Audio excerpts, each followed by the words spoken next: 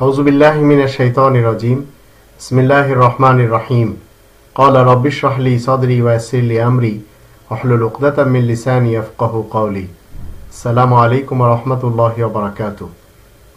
এই কোরআন যদি আপনি স্টাডি করেন তাহলে এই কোরআন কি কখনো আতিউল বুখারী এই শব্দটি কি কোরআনে পাবেন? আতিউল বুখারী বা আতিউল হাদিস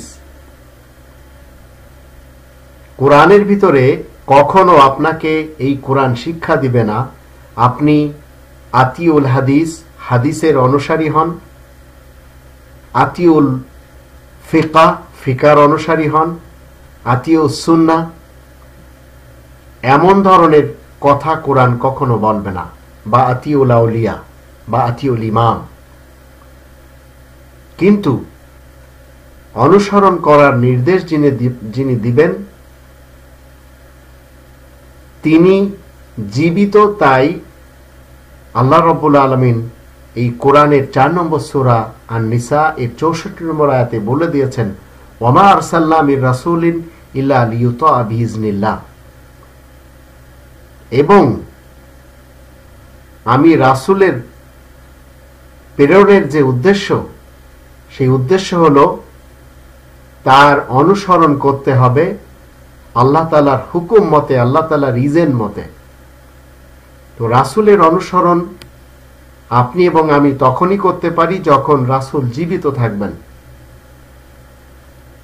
আর রাসূল যখন চলে গেলেন তখন আপনাকে এবং আমাকে এই রাসূলের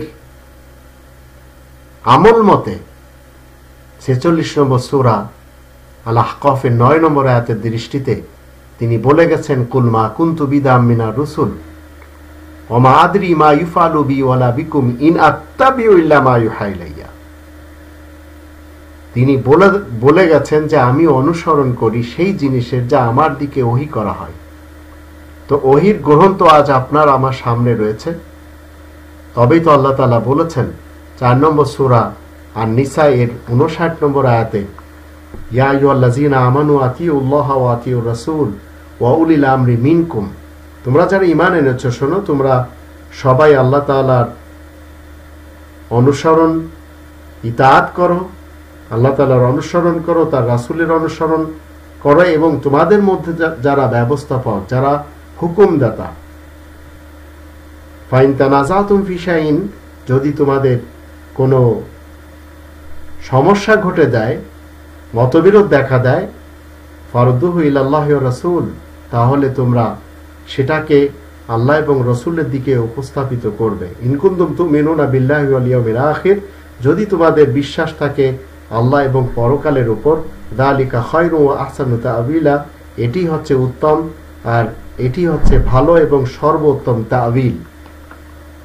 তো কোরআনের ভিতরে কোথাও আপনাকে বলবে না আতিউল বুখারী বা আতিউল হাদিস বা আতিউল ফিকা বা আতিউস সুন্নাহ বা আতিউল আউলিয়া, এ ধরনের কথা কোরআন কখনো আপনাকে আমাকে শিক্ষা দিবে না।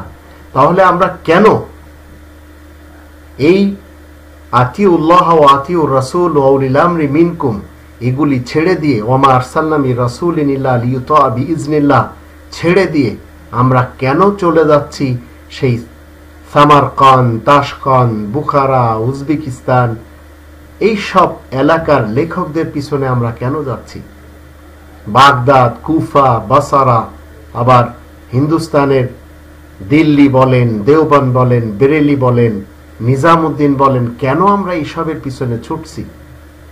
এই কোরআন রাসূলের যুগে তিনি সাহাবাদের দিয়ে এই কোরআনের উপরে সাহাবাদেরকে তিনি একত্রিত করেছেন।